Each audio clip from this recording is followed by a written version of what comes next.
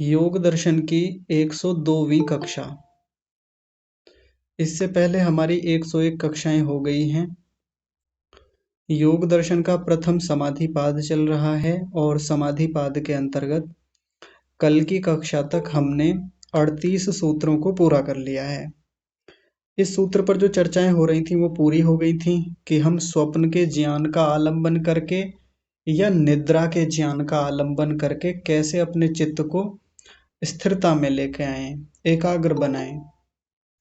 इस पर बातचीत मेरी ओर से तो पूरी हो गई थी। यदि आपका कोई प्रश्न हो पिछली कक्षाओं को लेकर के, कोई बात समझ में ना आई हो तो आप पूछ सकते हैं। आप हाथ खड़ा करिए और पूछिए।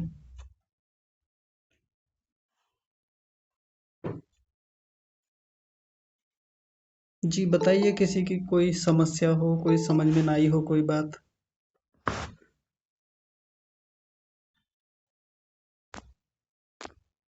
हाँ जी, अभी हाथ खड़ा किया है डॉक्टर मीनाक्षी कुमारी जी ने। आप बताइए। हाँ, नमस्ते आचार्य जी। मैं पहले तो आपकी कक्षा में नहीं जुड़ी थी, इधर ही जुड़ रही हूँ। हाँ तो जी। आपने कुछ परीक्षा के लिए बोला था, तो मैंने पहले की कक्षा नहीं की है, तो मुझे कहाँ से मिल पाएगी? पहले की कक्षाएं YouTube पर उपलब्ध हैं। आप मुझे व्हाट्सएप कर दीजिएगा तो मैं आपको पूरी प्लेलिस्ट भेज दूंगा। जी जी आचार्य। हाँ, पीछे की सब कक्षाएं मिल जाएंगी आपको। और बस 5 सूत्रों की परीक्षा होगी। बस 5 सूत्र हैं। 12 है। तनिक रुक जाइए, मैं बता देता हूँ आपको। आचार्य जी, मुझे भी चाहिए पीछे की कक्षाओं के लिए। अच्छा जी। आचार्य जी, मुझे भी चाहिए, मैं भी 2 दिनों से ही जुड़ी हूँ। तो अब देखिए, एक तो तरीका है कि मैं ग्रुप में भेज दूं, पर शायद आप सब लोग हमारे वाले ग्रुप में ना हो, क्योंकि इधर उधर से भी आप लोग जुड़ते हैं। तो एक तो ग्रुप में तो मैं आज पूरी प्लेलिस्ट भेज ही दूंगा।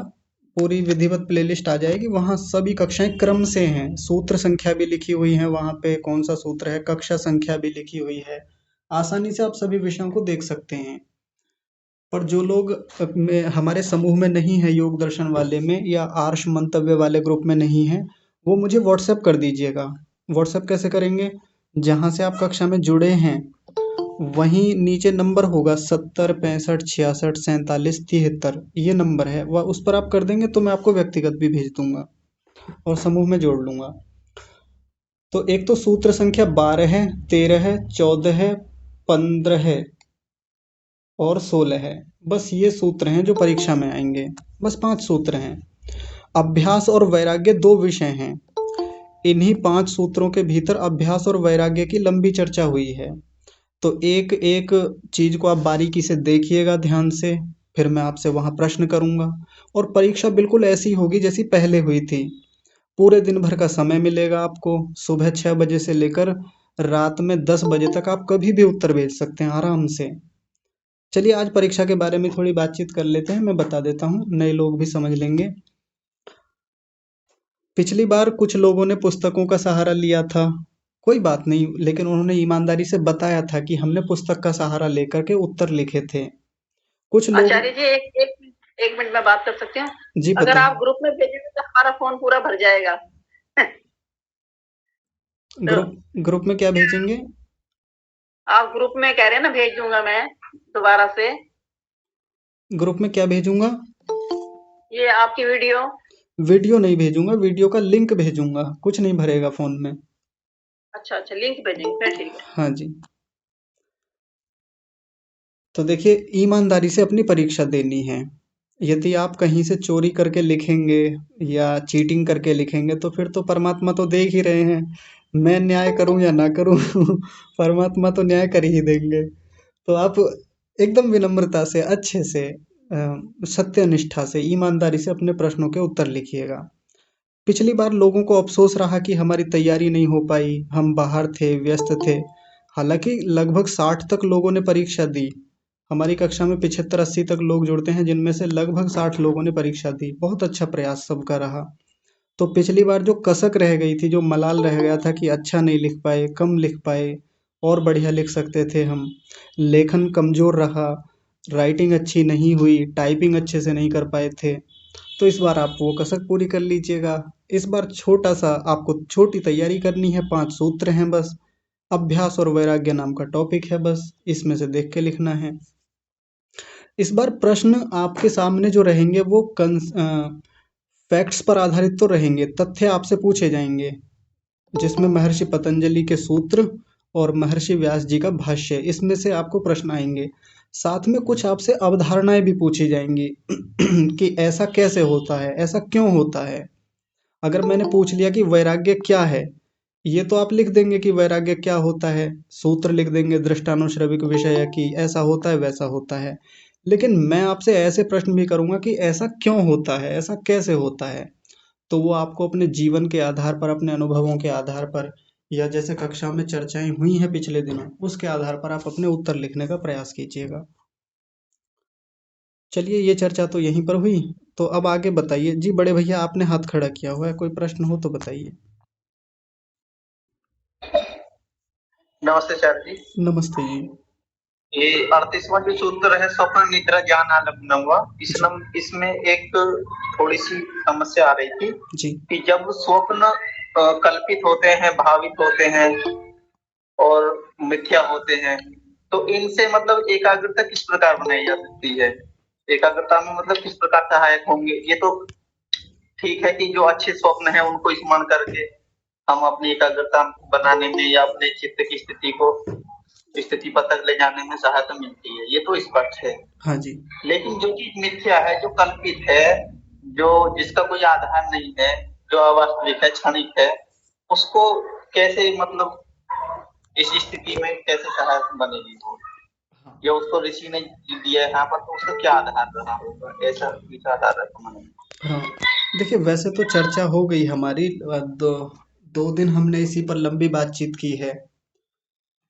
और मुझे नहीं पता आप कितना समझ पाए, नहीं समझ पाए। मैं एक बात पहले सभी से एक बात कहना चाहता हूँ। अभी कई लोगों को ये बात पच नहीं रही होगी जो ऋषि ने कही है। मैंने कही, मेरी बात को मत मानिए, लेकिन ऋषि ने कही है तो उनकी बात तो माननी होगी, एक बार तो मान लीजिए। और फिर वही बात जो पीछे आई थी एक बार, कि हमको संशय होता ही है, एक संदेह उत्पन्न होता है ऋषियों की बात पे, शास्त्र की बात पे, आचार्य की बात पे। तो क्या करें फिर? प्रयोग करके देखें, उसके किसी एक भाग को उठाएं और उस पर अनुसंधान करना शुरू करें। जब तक अनुसंधान नहीं करेंगे तो ये लिखी हुई बात केवल लिखी हुई बात लगेगी हमको, कही हुई बात केवल कही हुई बात लगेगी। तो मैंने तो विस्तार से खोलकर बताया है जितना मैं बता सकता था, कि भले ही वो सपने अवास्तविक हैं, वास्तविक नहीं है, झूठी दुनिया होती है, क्षणिक दुनिया होती है, लेकिन होती तो है, जैसी भी है।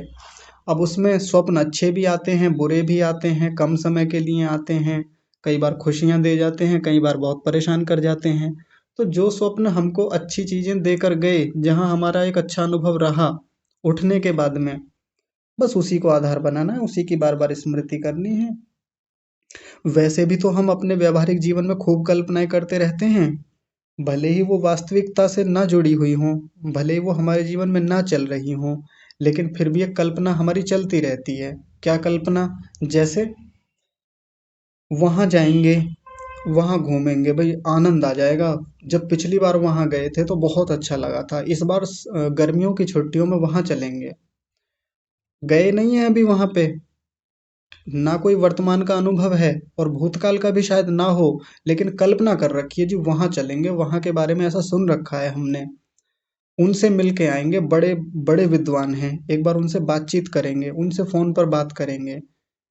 ऐसे हम खूब हमारे मन में कल्पनाएं चलती रहती हैं जो कि सच्ची नहीं है, जिनका अभी वर्तमान की घटनाओं से कोई सीधा सीधा संबंध नहीं है, लेकिन मन खुश हो जाता है इस चीज को इस चीज को कल्पना करके ही। तो ये तो मैं एक अलग से उदाहरण दे रहा हूँ, स्वप्न से एकदम अलग उदाहरण है। लेकिन स्वप्न की दुनिया, जैसे कोई स्वप्न देख करके हम उठते हैं सुबह को, और वो सपना अचानक से सुबह को याद आ जाए, तो कितनी खुशी होती है। ये तो हम अपने अनुभव से देख सकते हैं, पीछे यदि कभी हमारा अनुभव रहा हो।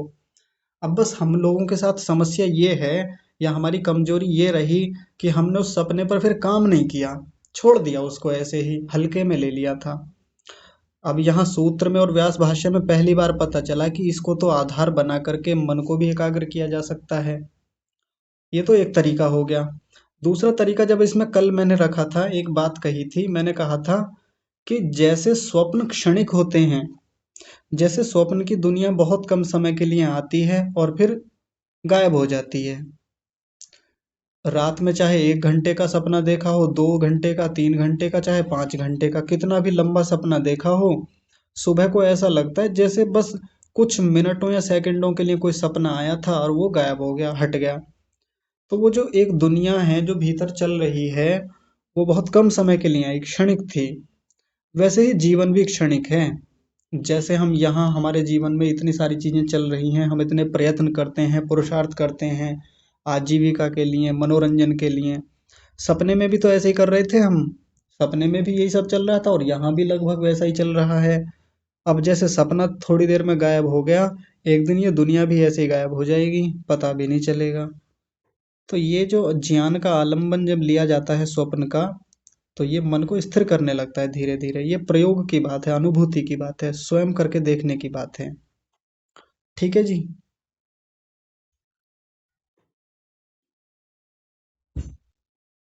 बात समझ में आ रही है? ठीक है जी, विचार करेंगे और इस पे। हाँ, विचार नहीं, आप प्रयोग करिएगा। विचार तो करना ही है, वो तो खैर है, पहला स्टेज तो वही होता है, प्रयोग करके देखिएगा तब देखना, फिर आनंद आएगा। और किसी का कोई प्रश्न है पिछली कक्षाओं को लेकर, पिछले पाठों को लेकर? चलिए ठीक है, नहीं है तो आगे बढ़ते हैं। मैं तो नहीं पूछूंगा आप लोगों से, क्योंकि अब तो परीक्षा में ही पूछेंगे आपसे। आगे का विषय शुरू करते हैं। ये इस प्रकरण का अंतिम सूत्र है। इस पाद का अंतिम सूत्र नहीं, इस प्रकरण का अंतिम सूत्र। जो ये प्रकरण चल रहा है, मन को बांधने वाला, मन को एकाग्र करने वाला, एक प्रकार से कहें तो ये वाला सूत्र जो है निष्कर्ष के रूप में है, उपसंहार के रूप में है, सारी चीजों को समेटने वाला सूत्र है। इसमें बहुत गहरी बातें हैं, बहुत गहरी बातें। दिखने में तो बहुत छोटा सा मामला लग रहा होगा लेकिन देखिए क्या कह रहे हैं। सबसे पहले महर्षि पतंजलि जी के कहे सूत्र को देखते हैं, क्या कह रहे हैं। 39वां सूत्र, यथाभिमत ध्यानाद्वा। तो देखिए इसमें कई शब्द हैं। एक शब्द है यथा, दूसरा शब्द है अभिमत, अभिमत, और अगला शब्द है ध्यानात, ध्यानात, और अंतिम शब्द है वा। ये जो वा शब्द बार बार चला आ रहा है ना, ये वही शब्द है वा, अथवा। यानी फिर से एक विकल्प दे दिया, फिर से हमारे लिए एक उपाय बता दिया ऋषि ने। क्या उपाय बता दिया? यथा अभिमत ध्यानात। यथा माने जैसे भी, जैसा, ये जैसे, यथा का मतलब होता है जैसे, जैसा ऐसे। अभिमत का मतलब होता है पसंद। सामान्य भाषा में जब जिसको हम कह देते हैं कि मुझे तो ये चीज पसंद है, शास्त्र की भाषा में पसंद को अभिमत बोलते हैं। अभिमत का मतलब होता है पसंद आ जाना, पसंद होना किसी चीज का। जैसे मुझे खाने में आइसक्रीम पसंद है, तो खाने में मेरा अभिमत क्या हुआ? आइसक्रीम हो गई। ठीक है। और ध्यानात, ध्यानात का मतलब हो गया ध्यान से, दिया ध्यान में। तो ध्यान में जिसकी जो पसंद हो उसको कर ले। अब बड़ा अजीब लगेगा कि अच्छा, जिसको जो पसंद हो उसका ध्यान कर सकते हैं। जिसको कोई चीज पसंद आ रही हो कि जी मेरा ध्यान तो यहाँ लगता है, वहां भी लगा सकते हैं ध्यान को। हाँ, लगा सकते हैं बिल्कुल। एक तो पिछले जितने सूत्र अभी तक आए हैं उनको भी जोड़ के देख सकते हैं कि पीछे जितनी लंबी चर्चा चली आई, चाहे तो वहां अपने ध्यान को लगा लीजिए। कहाँ से चर्चा शुरू हुई थी ये मन को रोकने वाली? ईश्वर प्रणिधान से, ईश्वर प्रणिधानाद्वा। चाहे तो वहां अपने मन को लगा लीजिए, मन को टिका लीजिए। एक अगला आया था तज्जपस तदर्थ भावनम, जप करके, किसी का यदि जप करके मन टिकता हो तो वहां टिका ले। फिर उसके बाद में क्या आया था? मैत्री करुणा मुदितोपेक्षाणाम, मैत्री मुदिता करुणा और उपेक्षा की भावना करके अपने मन को एकाग्र कर ले, प्रसन्न कर ले। उससे अगला सूत्र आया था 34वां, कि प्रच्छर्दन विधारणाभ्याम व प्राणस्य, प्राण को बाहर निकाल करके या प्राण को बाहर भीतर रोक करके अपने मन को स्थिर कर सकते हैं। 35वां सूत्र आया था विषयवती व प्रवृत्ति उत्पन्ना मनसः स्थिति निबंधनी। विषयों में जब हमारे मन की प्रवृत्ति बन जाती है तो वहां भी मन को एकाग्र किया जा सकता है। उससे अगला सूत्र सूत्र आया था विशोका व ज्योतिषमति। ज्योतिषमति प्रवृत्ति के द्वारा, यानी जब हम हृदय पुंडरीक में या अ, अस्मिता में अपने ध्यान को लगाते हैं तो वहां जो ज्योतिषमती प्रवृत्ति होती है वो भी मन को बांधती है। एक उपाय वो भी है, वहां अपने मन को टिका सकते हैं। अगला था वीतराग विषयम व चित्तम। जो वैरागी लोग हैं, साधु सज्जन बड़े लोग हैं, योगी हैं, उनके चरित्र का, उनके चित्त का आलंबन करके मन को एकाग्र कर सकते हैं। एक अगला सूत्र आया था जिसकी चर्चा कल हुई थी, स्वप्न निद्रा ज्ञानालंबनम वा। स्वप्न के ज्ञान का आलंबन करके या निद्रा के ज्ञान का आलंबन करके अपने मन को एकाग्र कर सकते हैं। कितने उपाय हो गए? 1 2 3 4 5 6 7 8, 8 उपाय अभी तक बताए जा चुके हैं। तो ये कह रहे हैं यथा अभिमत, जिसको जैसा अच्छा लगे, जिसको जो पसंद आए, जिसमें जिसकी रुचि हो, उसमें अपने मन को लगा ले, ध्यान लगा ले, मन को टिका ले, तो वहां से भी मन एकाग्र हो जाएगा। एक तो ये अर्थ लिया जाता है इस सूत्र का। एक दूसरा अर्थ और भी लिया जाता है कि पीछे जितने उपाय बताए गए उनको तो छोड़ दीजिए, हो सकता है किसी का उनमें भी मन न लगे, किसी से वो भी उपाय ना हो। यदि किसी को लगता है कि जी मुझसे तो नहीं हो रहा, ये भी जितने बता दिए, ये 8 के 8 उपाय मुझे समझ में नहीं आ रहे, करके देख लिया नहीं हो रहा, तो उन्होंने फिर भी एक छूट दे दी हमारे लिए, इतना भी बता के छोड़ दिया कि यदि आपकी कोई और पसंद हो, कहीं और आपका मन लगता हो, ध्यान टिकता हो, वहां टिका लीजिए, लेकिन टिकाइए तो सही कहीं। मन को तो रोकना होगा ही, ऐसे मन को रोके बिना साधना नहीं हो पाएगी। तो फिर ऐसे कैसे करें? तो जैसे मान लीजिए उदाहरण के रूप में कोई व्यक्ति ऐसे ही कहीं बैठे हुए हैं। अब बैठे बैठे अचानक से कहीं किसी विचार में खोए हुए हैं, सामने कहीं नजरें टिकी हुई हैं, और मान लीजिए नजरें टिकी हुई हैं सामने दीवार पर। दीवार पर कोई बिंदु बना हुआ है, कोई पेंट हो रखा है, कोई पेंटिंग बनी हुई है, कुछ भी है। अब उस पेंटिंग में जैसे व्यक्ति खो जाता है, पता ही नहीं चला कब तक वो उसको निहारता रहा, कब तक उसको देखता रहा, ना कोई विचार है भीतर, ना कुछ सोच रहा है पेंटिंग के बारे में। अब बाहर की चिंताएं भी नहीं है, बाहर का कोई विचार, कोई वृत्ति, कुछ नहीं है। बस सामने दीवार पर बने हुए उस चित्र को, पेंटिंग को केवल निहारे जा रहा है, देखे जा रहा है। मन को रोका जा सकता है, उसको अच्छा लगता है उस पेंटिंग को देख करके। अब वो पेंटिंग किसी की भी हो सकती है, किसी की मान लीजिए कोई देवी हो सकती है, कोई देवता हो सकते हैं। जैसे बहुत सारे लोग ये कहते हैं, जी मुझे तो श्री कृष्ण जी का बाल रूप बहुत अच्छा लगता है, बालकपन का। श्री कृष्ण जी का जब भी वो बालकपन वाला चित्र देखता हूँ या देखती हूँ तो मुझे बड़ा प्रेम आता है उन पे, मुझे बड़ा अच्छा लगता है, सुकून मिलता है देख के, बहुत खुशी होती है। और घर में ऐसी पेंटिंग टांग के रखते हैं बहुत सारे लोग, घर में ऐसे चित्र संभाल के रखते हैं। कई बार कई माताएं अपने बच्चों का ही चित्र फ्रेम करवा लेती हैं, फ्रेमिंग में ले आती हैं उसको, और लगा लिया अपने कमरे में, उसको देखे जा रही हैं। कुछ लोग महापुरुषों के चित्र टांग लेते हैं अपने घर में, निहार रहे हैं, देख रहे हैं उसी को, कुछ नहीं सोच रहे हैं उसके बारे में, कुछ इधर उधर की बातें नहीं है, बस केवल देखे जा रहे हैं। तो मन में जितनी चिंताएं थी, मन में जितनी बाधाएं थी, मन में जितने चंचलताएं चल रही थी, उनको ये लगता है कि मैं जब इस चित्र को देखता हूँ या देखती हूँ तो मन मेरा स्थिर होने लगता है, मन रुक जाता है। कोई बुराई नहीं है, किया जा सकता है ये भी उपाय। लेकिन जब ये बात कही जाती है यथा भी मत ध्यानाद्वा, कि कहीं भी ध्यान को लगा लें, किसी को कोई मूर्ति मिल गई, उसने मूर्ति अपने घर में रख ली सामने अलमारी में या शोकेस में, और वही निहार रहे हैं केवल मूर्ति को। मूर्ति कृष्ण जी की हो सकती है, शिव जी की हो सकती है, माता वैष्णो देवी की हो सकती है, भारत माता की, किसी की भी हो सकती है, काल्पनिक हो या वास्तविक पेंटिंग हो, मूर्ति हो वो। अब वो निहार रहे हैं और उसी का ध्यान करके अपने मन को एकाग्र कर रहे हैं। तो ध्यान रखें, ये उपासना नहीं चल रही है, ये केवल ध्यान चल रहा है, मन को टिकाने का एक अभ्यास मात्र है। तो कई सारे आर्य समाजी लोगों को इस बात से बड़ी आपत्ति हो जाती है। आर्य समाजी, कट्टर आर्य समाजी, जो कट्टर होते हैं, ये कट्टर आर्य समाजी होना अपने आप में बहुत बड़ी बाधा है, बहुत बड़ी खराब चीज है।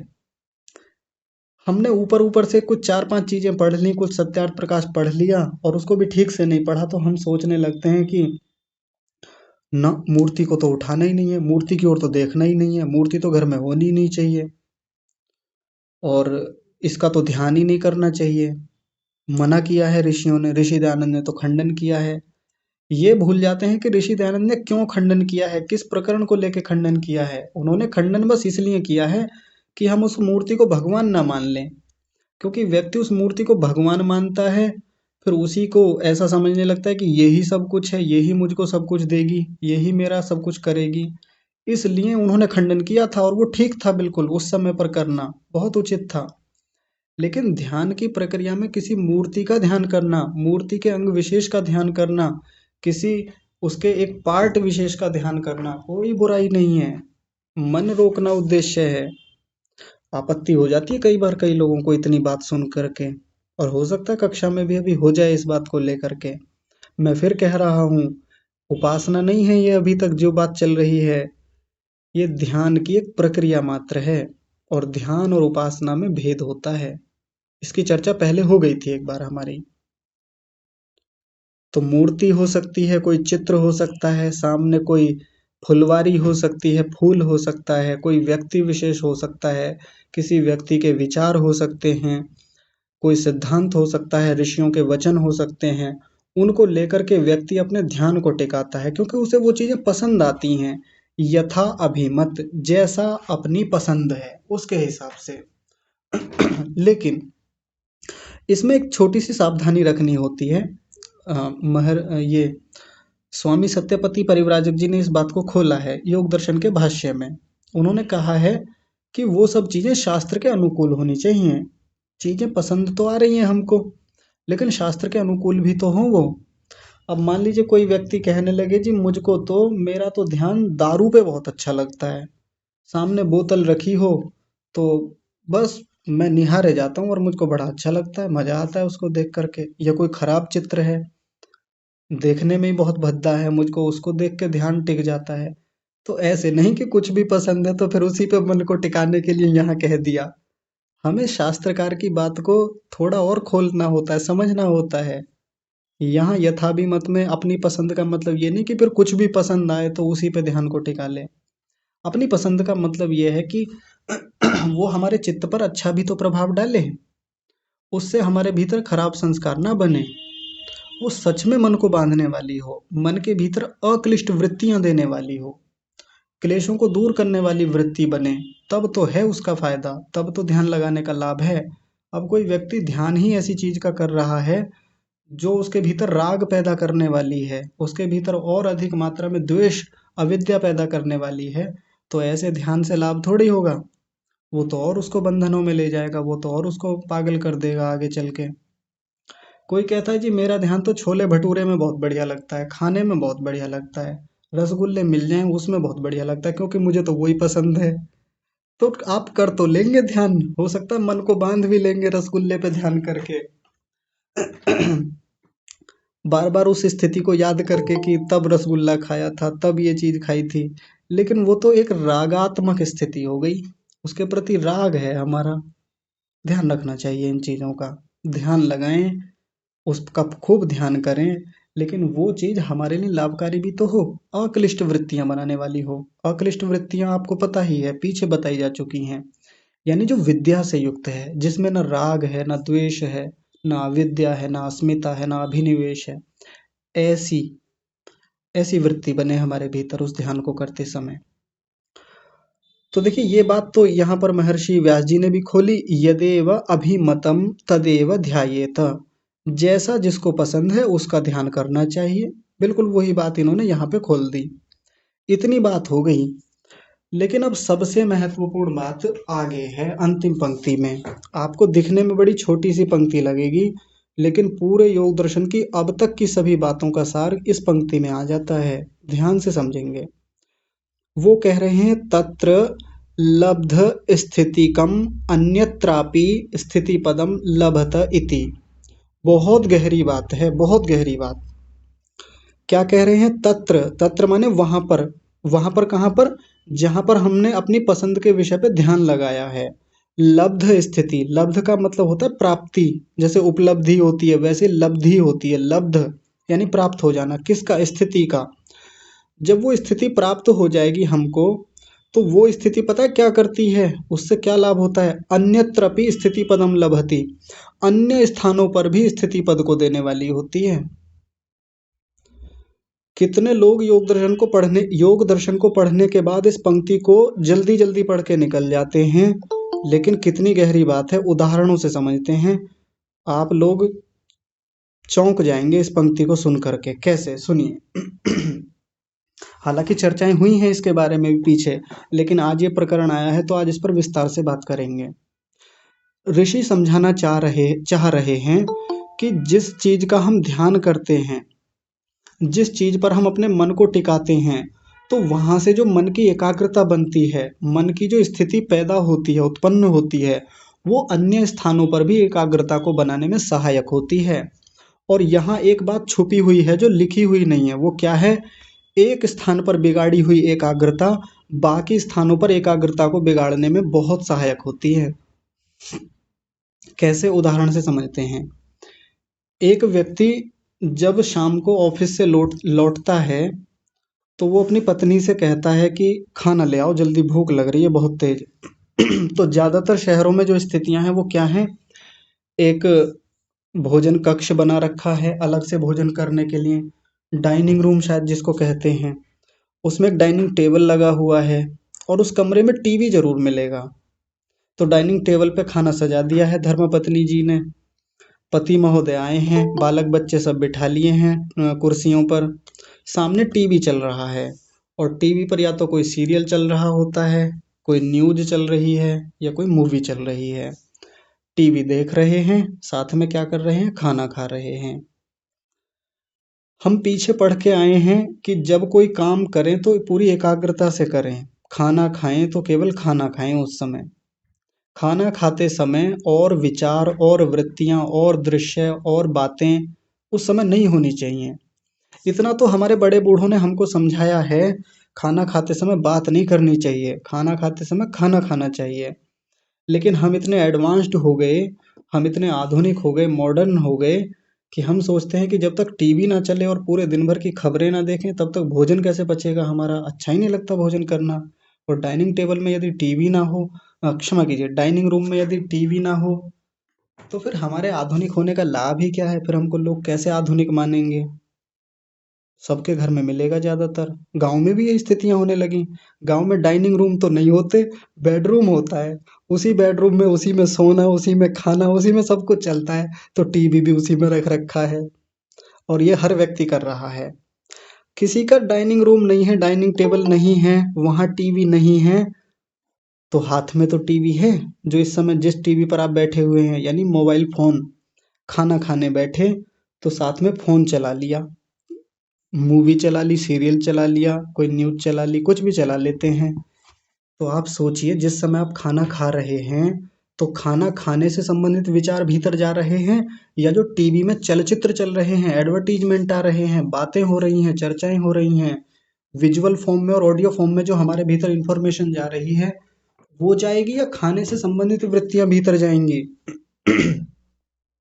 सब कुछ जाएगा भीतर, खाने से संबंधित वृत्तियां भी जाएंगी और जो टीवी में देख रहे हैं, सुन रहे हैं, वो भी जाएंगी। लेकिन भीतर जाकर मैनेज हो पाएंगी, मैनेजमेंट बन पाएगा, जिसकी जैसी कैटेगरी मन के भीतर बनी हुई है, हमारे मस्तिष्क के भीतर बनी हुई हैं, वो चीजें वहां जाकर सेट नहीं हो पाएंगी। और कल को हम कुछ याद करना चाहें, कुछ सोचना चाहें तो हमको याद नहीं आएगा, हम अपनी एकाग्रता बिगाड़ रहे हैं ऐसा करके। तो यहाँ जो बात नहीं लिखी हुई वो बात क्या है, एक स्थान पर बिगाड़ी हुई एकाग्रता दूसरे स्थानों पर भी एकाग्रता को बिगाड़ती है। फिर जब हमने यहाँ एकाग्रता बिगाड़ ली डाइनिंग टेबल पर या खाना खाते समय, अब हम ध्यान करने बैठे, अगले दिन सुबह को ध्यान करने बैठे तो ध्यान में मन नहीं लग रहा, एकाग्रता बन ही नहीं रही है। फिर गुरुजी के पास जाते हैं, साधकों के पास जाते हैं, योगाचार्यों के पास जाते हैं और कहते हैं जी मन नहीं लगता ध्यान में, मन नहीं टिकता, मन भागता रहता है, मन विचारों में इधर उधर लगा रहता है। वैसे तो मन नहीं भागता, लेकिन जैसे ही ध्यान में बैठते हैं इतने विचार आते हैं कि रोक ही नहीं पाते। तो पिछली रात को भोजन करते समय जो आप एकाग्रता को बिगाड़ रहे थे वो गुरुजी ने बिगड़वाई थी। वो आचार्य जी ने कहा था कि टीवी देखिए साथ में भोजन करते समय। एक स्थान पर बनाई गई एकाग्रता अन्य स्थानों पर एकाग्रता को बनाने में सहायक सिद्ध होती है। लभत इति, प्राप्ति कराती है। एकदम साफ साफ लिखा हुआ है। लेकिन योग दर्शन पढ़ने के बाद कितनी बार योग दर्शन पढ़ लिया, लेकिन इस पंक्ति पे ध्यान नहीं जाता हमारा, और हम अपनी एकाग्रता को खोते रहते हैं, बिगाड़ते रहते हैं। और ऐसा हम एक दो जगह थोड़ी करते हैं, ऐसा हम पूरे दिन भर करते रहते हैं, पूरे दिन भर। किसी से बातचीत करते हुए भी बार बार फोन में ध्यान रहता है, थोड़ी थोड़ी देर में फोन उठा उठा के देखते रहते हैं। काम कुछ चल रहा है, ध्यान कहीं और चल रहा है। अच्छा, मामला केवल फोन का नहीं है। कभी आप फोन को दोष देने लगे कि सारी समस्याओं की जड़, सारी एकाग्रता को बिगाड़ने की जड़ ये फोन ही है, इसी को हटाओ, ये बात नहीं है। बात कहीं भी अप्लाई की जा सकती है। कुछ लोग बड़े स्मार्ट होते हैं, होते नहीं है, समझते हैं, जबकि ओवर स्मार्ट होते हैं वो। कैसे? वो सोचते हैं कि देखो मैं ना, जिस समय मैं खाना बनाती हूँ या जिस समय मैं खाना बनाता हूँ या मैं ये करता हूँ, मैं ये भी निपटा लेता हूँ साथ साथ में। उधर खाना भी बन रहा है, साथ में मैंने अपने चोटी भी कर ली थी, बाल भी बना लिए थे। जितनी देर में वो खाना बन रहा था मेरा ध्यान उधर भी था और मैंने ये भी निपटा लिया इतनी देर में। जितनी देर में मैंने ये किया उतनी देर में मैंने ये भी कर लिया था हाथों हाथ। टाइम नहीं है, समय का अभाव है, इसलिए कर लिए हमने। समय को बचा के जाएंगे कहाँ? समय को बचा भी लें हम अन्य स्थानों पर कुछ लाभ ले लें, थोड़ा बहुत बिजनेस में लाभ हो जाएगा, कहीं और किसी स्थान पर थोड़े आर्थिक लाभ हो जाएंगे हमको। लेकिन जो चीजें भीतर बिगड़ रही हैं ना मन के भीतर, वो सुधारी नहीं जा सकती इतनी आसानी से। फिर 40 50 60 की आयु तक जाते जाते फिर हमारे जीवन की सबसे खराब समस्या यदि कोई होती है ना, सबसे जटिल समस्या कोई है, तो वो यही है कि मन नहीं रुकता जी, हमारा मन नहीं मानता, मन नहीं टिक पाता। मन एक ऐसी स्थिति में आ गया कि अब रुकता ही नहीं है। एक दिन एक कहानी सुनाई थी आप लोगों को कक्षा में, बहुत दिन हो गए कि वृद्धावस्था में हमारे मन की स्थिति ऐसी हो जाती है कि ना चाहते हुए भी मन किसी एक इंद्रिय पे जाके टिक जाता है। किसी एक इंद्रिय पे जाकर टिक जाएगा। व्यक्ति को खाना बहुत अच्छा लगेगा, वो हमेशा कुछ ना कुछ चटपटा चाहेगा, कुछ भी कहीं से चाहिए, स्वादिष्ट चाहिए हमेशा उसको। वृद्धावस्था में जाके ऐसा होता है। किसी व्यक्ति की संवेदना त्वचा पर जाकर टिक जाएंगी, उसको स्पर्श चाहिए, हमेशा सुखद स्पर्श चाहिए किसी ना किसी से। उसको उसकी संवेदना नाक पे जाके टिक सकती है। अब उसको हमेशा कुछ ना कुछ अच्छे ही द्रव्य सूंघने के लिए चाहिए। नहीं अच्छा लगता उसको कहीं भी रहना, बस उसको बस सूंघने से मतलब है। हमेशा अच्छे अच्छे परफ्यूम खोज खोज के लाएगा, खरीद के लाएगा। चाह कर भी नहीं रोक पाता अपने मन को, खूब चाह कर भी। कितने लोगों की ऐसी शिकायतें होती हैं जो मेरे सामने आती रहती हैं लगभग हर दिन, वृद्धावस्था में जाके, अधेड़ उम्र में जाकर के। क्यों? युवावस्था में बहुत खराब किया था अपने आप को भीतर से। जब युवा थे तब अपने आप को ओवर स्मार्ट समझते थे, कहते थे कि अरे हम तो कितने काम कर लिया करते थे, ऐसे करते करते पता ही नहीं चलता था, ऐसे कर लेते थे। मजबूरी है यदि किसी की तो एक बात अलग है कि भाई बहुत मजबूर व्यक्ति है सामने वाला, समय है ही नहीं उसके पास, और इतना बाध्य किया जाता है उसको, तो बेचारे को करना पड़ता है, वहां पर एक साथ दो काम करने पड़ते हैं। नहीं था समय, इसलिए ये काम दो एक साथ करने पड़े, उसको तीन काम करने पड़े। लेकिन जानबूझकर हम कर रहे हैं स्मार्ट बनने के चक्कर में, या बहुत जल्दी निपटाने के चक्कर में, क्योंकि सीरियल भी देखना है थोड़ी देर बाद, जल्दी जल्दी निपटा लूँ, ये भी कर लूँ, ये भी कर लूँ, ये भी कर लूँ। फिर टीवी भी तो देखना है, फिर पड़ोसन के घर भी तो बैठना है, फिर उनसे चुगलियाँ भी तो करनी है, फिर उनसे भी तो बातचीत करनी है, उनसे भी तो गप्पे लड़ानी है, वहां भी तो जाके जुआ खेलना है, या वहां भी तो ये करना है। सबके अपने अपने हो सकते हैं, कोई अच्छे काम के लिए जल्दबाजी करता है, कोई खराब कामों के लिए जल्दबाजी करता है, और ऐसा करते समय वो अपनी एकाग्रता को बिगाड़ रहा होता है। एक स्थान पर बनाई गई एकाग्रता यत्र लब्ध स्थितिकम अन्यत्रपि स्थितिपदम लभत इति। जब हम कहीं ध्यान लगाते हैं, कहीं ध्यान से अपना काम करते हैं, तो वहां से जो लब्ध स्थिति होती है, यानी भीतर एकाग्रता की प्राप्ति होती है, अन्यत्रपि स्थिति पदम लभत, अन्य स्थानों पर भी एकाग्रता को देती है।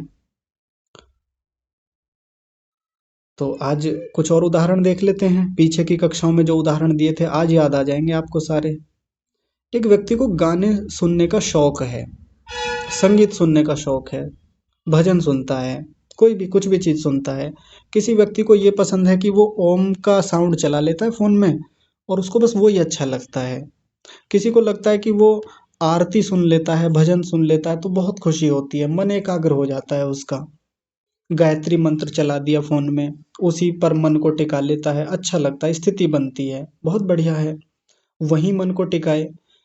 लेकिन ज़्यादातर लोग क्या करते हैं भजन चला दिया, गायत्री मंत्र चला दिया, ओम की ध्वनि चला दी और अपने काम में लग गए। तो यही तो होता है। अब ना तो गाने की वृत्तियां भीतर जा पा रही हैं ठीक से मन में हमारे, ना उस काम से संबंधित ही एकाग्रता बन पा रही है। ना गाने पे एकाग्रता है, भजन पे एकाग्रता है, और ना उस काम करने पे एकाग्रता है। या तो भजन सुनने पे एकाग्रता हो या काम करने पे एकाग्रता हो। बचपन में जब हम लोग छोटे थे, यदि हम अंग्रेजी माध्यम से होके आए हैं, हिंदी माध्यम से भी होके आए हैं, तो ज़्यादातर सब लोगों ने कविता सुनी होगी। मेरे बड़े भैया उस कविता को बहुत सुनाते हैं और पढ़ाते भी हैं, तो उनके सामने ये कविता बार बार आती है। Work while you work, play while you play, to be happy and gay, कुछ ऐसे करके है। आगे की तो मुझे ठीक से याद नहीं। तो उसमें उस कविता का भाव ये है, वर्क वाइल यू वर्क, जब आप वर्क करें तो उस समय केवल वर्क करें, यानी कार्य के समय केवल कार्य हो। प्ले वाइल यू प्ले, जिस समय प्ले करें यानी खेलें, स्पोर्ट्स में जाएं, उस समय केवल खेलें। खेलते समय खाना ना खाएं, खेलते समय संगीत नहीं सुने, खेलते समय तो खेलें बस। To be happy and gay, कुछ ऐसे ही करके है ना इसका भाव, मुझे ठीक से याद भी नहीं, बचपन में कभी सुनी थी ये कविता। हाँ, कुछ ऐसा ही भाव है इसका आगे चल के।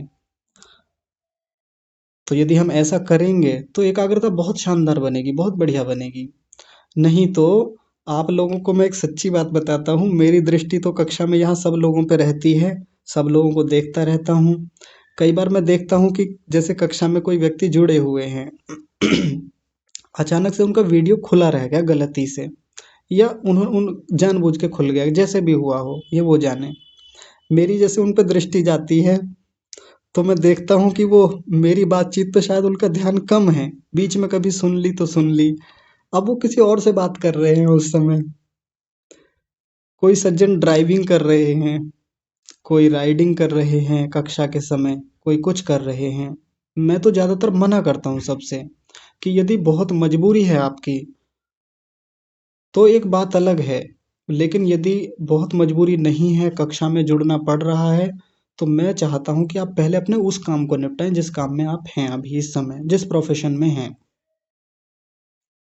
कक्षा में जुड़कर आप बहुत कुछ ले लेंगे, मुझे पता है, यहाँ से बहुत कुछ सीख लेंगे, मैं जानता हूँ, फायदा हो जाएगा उसका। लेकिन चित्त के भीतर जो खराबियां हो जाएंगी ना, वो ना तो मैं ठीक कर सकता हूँ, ना फिर आप ठीक कर पाएंगे उसको। कक्षा के समय यदि कक्षा ही लें, कक्षा की ही बातों पे ध्यान हो, तो भीतर जो इन्फॉर्मेशन पहुंचेगी, जो डाटा पहुंचेगा आपके भीतर, जो जानकारियां मन के भीतर जाकर स्थिर होंगी, स्थापित होंगी, वो लंबे समय तक बनी रहेंगी, बहुत लाभ देंगी आगे चल के। आप इस बात को थोड़ा साइंटिफिकली देखिए थोड़ा इसको तकनीकी रूप से देखने का प्रयास कीजिए। मान लीजिए इस समय आप सब लोग कक्षा में हैं, मेरी बात को ध्यान से सुन रहे हैं। अब जैसे यहाँ से जो बात बोली जा रही है और कक्षा के इस समय लगभग 75 लोगों में से सारे लोग मेरी बात को सुन रहे हैं, तो ये तो हो गया मैं, है ना, ये तो हो गया मैं, सेंडर मान लीजिए, सेंडर यानी बताने वाला, वक्ता हो गया, और इधर बहुत सारे रिसीवर हो गए, या केवल एक बना लें, एक रिसीवर आप अपने आप को ले लीजिए, आप प्राप्त करता हैं, श्रोता हैं आप। यहाँ से कोई इन्फॉर्मेशन गई और आपके मन तक गई वो, तो वो जाकर आपके मन तक जाएगी, वो बात चित्त के भीतर जाकर संस्कार बनेंगे, आगे जाके स्मृति के रूप में कभी भी उठ के वो बात आ सकती है, जब याद करना चाहें याद कर लेंगे।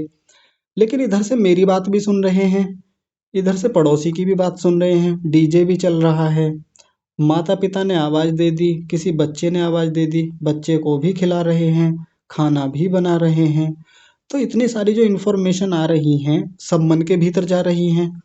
तो आप सोचिए, ये जो श्रोता है, श्रोता के मन में जो वृत्तियां जा रही हैं इस समय, क्या वो एक सही मैनेजमेंट में जाके फिट हो पाएंगी? क्या वो सबको स्थिर कर लेगा, रोक लेगा अपने भीतर? नहीं रोक पाएगा। किसी भी डेटा को हमारे मन में सेट होने में, संस्कार बनने में एक सही तरीका चाहिए, एक सही विधि चाहिए, सही प्रक्रिया चाहिए। यदि पूरे फोकस के साथ कहीं से भी आती हुई एक वृत्ति पर फोकस कर ले, भले ही वो बच्चे की आवाज़ पे कर ले जो बाहर बच्चा खेल रहा है, फिर बाकी चीज़ों को हटा दे, बाकी चीज़ों को एकदम ख़त्म करे, उस समय बच्चे की आवाज़ पर ध्यान रखे। जिस समय वो ध्यान रखता है भोजन बनाने पर, खाना खाने पर, तो उस समय केवल खाना खाने संबंधी वृत्तियों पर ध्यान दे। ये मैं मोटी मोटी बात बता रहा हूँ। बाकी तो खाना खाते समय आवाज़ें आती ही हैं, कई बार हम बात भी कर लेते हैं, वो इतनी समस्या नहीं है। थोड़ा बहुत तो व्यक्ति करता ही है, बात भी कर लेता है, बाहर से आवाज़ें आती हैं, थोड़ा बहुत फ़ोन देख लिया, उससे बाधा बाधा नहीं है। थोड़ा बहुत कहीं का ध्यान आ गया, कोई ऑफिस का ध्यान आ गया, अपने काम का ध्यान आ गया, किसी मित्र का ध्यान आ गया, उतने से कोई बहुत ज़्यादा समस्या नहीं है। ज़्यादा ध्यान उस समय अपने मुख्य कार्य पर होनी चाहिए, जो मुख्य कार्य हमारा है। कक्षा ले रहे हैं तो कक्षा मुख्य कार्य हो। ऐसे में बीच में किसी ने छोटी मोटी आवाज़ दे दी तो कोई समस्या नहीं है, भीतर जाकर वो चीज़ें अच्छे से स्थापित हो पाएंगी। जब ज़रूरत होगी हमको याद करने की उन चीज़ों को, जब ज़रूरत होगी हमको स्मृति उठाने की, ध्यान में बैठकर याद करने की, तब वो चीज़ें याद नहीं आएंगी, यदि हमने अव्यवस्थित क्रम में चीज़ों को अपने मन के भीतर रखा है। जब हम कोई फ़ोन खरीदते हैं तो इतना डाटा हम फ़ोन में भर लेते हैं कि जिन लोगों को फ़ोन का मैनेजमेंट ठीक करना नहीं आता, फ़ाइल मैनेजर खोल के उसको ठीक करना नहीं आता, मैनेजमेंट नहीं जानते जो लोग फ़ोन का, अब वो एक समय पे जाके कहने लगते हैं जी हमारा फ़ोन तो बड़ा हैंग करता है आजकल। तो मैं उनका फ़ोन देखता हूँ तो फ़ोन में क्या होता है, स्टोरेज भर गई उनकी। मान लीजिए किसी के फ़ोन में 64 जीबी इंटरनल मेमोरी है, आंतरिक जो उसकी स्टोरेज है वो कितनी है, 64 जीबी है, वो सारी भर गई, बचा ही नहीं उसमें 1 जीबी भी। कहाँ से और डेटा आए? इतना भर लिया, फोटो पे फोटो खींचे जा रहे हैं, कहीं से भी डाउनलोड हुए जा रहे हैं, वॉइस नोट्स आ रहे हैं लोगों के, ऑडियो डाउनलोड कर रहे हैं, यूट्यूब की वीडियो डाउनलोड हुई पड़ी हैं, ब्लूटूथ से इतने फोटो ले लिए, पता ही नहीं है कहाँ से क्या चीज़ आ रही है। फ़ोन भरा पड़ा है दुनिया भर की इन्फॉर्मेशन से। व्हाट्सएप पर इतना डेटा भरा हुआ है हमारे फ़ोन में, हमको खुद पता नहीं है कि कहाँ से क्या आ रहा है, कितना फ़ोन के भीतर भर गया है, कितनी एप्लीकेशंस हमने इंस्टॉल कर रखी हैं और उनमें असंख्य डेटा भरा हुआ है। और मैं फिर उनसे कहूँ, मान लीजिए मैं उनसे कोई चीज़ मांग लूँ उस समय कि अपने फ़ोन में से ये निकाल के दीजिए, ये फ़ोटो या ये वीडियो या ये ऑडियो निकाल के दीजिए या ये संदेश निकाल के दीजिए, घंटों लग जाएंगे। कई बार तो मिलता ही नहीं है फ़ोन में से भीतर से, कहा जी मिल नहीं रहा है, फ़ोन हैंग बहुत कर रहा है, ये डाटा इतना हो गया कि मैं कहाँ से ढूंढूं, कैसे निकालूं। क्यों? फ़ोन का मैनेजमेंट ही नहीं किया आपने कभी। जहाँ से जो आ रहा है भरे जा रहे हैं, भरे जा रहे हैं, आए जा रहा है। फ़ोन में बहुत सारी सेटिंग होती हैं, फ़ोन के भीतर बहुत सारे और भी चीज़ें होती हैं जो हमको खुद मैनेज करनी होती हैं। बीच बीच में फ़ोन का फाइल मैनेजर खोल करके हमको वहाँ से चीज़ें डिलीट करनी होती हैं, इधर उधर हमें उनको सजाना होता है, संवारना होता है, अलग अलग फोल्डर्स में ले जाके रखना होता है। कुछ लोग उसको ड्राइव में ले जाके सेव कर लेते हैं, कुछ लोग उसको पेन ड्राइव में ले जाकर अलग सेव कर लेते हैं, जी ये वाला डाटा पेन ड्राइव में रख लिया, फ़ोन हैंग नहीं होगा अब। किसी को चाहिएगा तो पेन ड्राइव लगाएंगे, निकाल के दे देंगे उनको, या कभी हमको ज़रूरत पड़ेगी इन डॉक्यूमेंट्स की तो पेन ड्राइव में पड़े हैं, फाइल मैनेजर में पड़े हैं, गूगल ड्राइव पे पड़े हुए हैं, या किसी फेसबुक मैसेंजर पे किसी को भेज दिए थे वहाँ डाल रखे हैं। कितने सारे तरीके हैं अपने फ़ोन को मैनेज करने के बढ़िया से। 2 ईमेल आईडी बना रखी हैं, इस पे अलग पड़ा हुआ है डेटा, उस पे अलग पड़ा हुआ है, ऐसे करके लोग मैनेज कर लेते हैं अपने फ़ोन को। तो बिगाड़ा तो हमने खुद है अपने फ़ोन को, वैसे मन को भी बिगाड़ रखा है। कहीं से कुछ भी आ रहा है, कुछ भी पढ़े जा रहे हैं, कुछ भी सुने जा रहे हैं, कहीं का कहीं, इधर का उधर, उधर का इधर, एक एक साथ हजार हजार चीज़ें हमारे भीतर आए जा रही हैं, घुसे जा रही हैं। तो जब हमको ज़रूरत पड़ेगी कोई चीज़ याद करने की, किसी चीज़ पर अच्छे से चिंतन मनन करने की, किसी शास्त्र पर बातचीत करने की, किसी से तर्क वितर्क करने की, ध्यान में बैठकर किसी चीज़ को याद करने की, किसी मंत्र को याद करने की, मंत्र के अर्थ पर विचार करने की, तो आप बताइए क्या वो याद आ पाएगा ठीक से? याद करेंगे एक चीज़, साथ में आएंगी 5 चीज़ें, फिर कहेंगे कि ध्यान कर रहे थे उस मंत्र का, 50 और मंत्र याद आ गए। घर की बातें याद आ गई उस समय, सीरियल की बातें याद आ गई, मूवी की बातें याद आ गई, पड़ोसियों की गालियाँ याद आ गईं, उसकी वो बातें याद आ गईं, उसने ताने मारे थे, सासू माँ ने ये कहा था, बहू ने ये बोला था, हज़ारों बातें फिर आती हैं हमारी ध्यान में बैठ कर के। बिगाड़ा किसने था अपने मन को? मन का मैनेजमेंट हम ठीक नहीं कर पाए। जैसे हमारे फ़ोन के भीतर फ़ोल्डर बने हुए हैं, कैटेगरीज़ बनी हुई हैं, अलग-अलग चीज़ें बनी हुई हैं फ़ोन के भीतर, अलग-अलग फ़ोल्डर हैं।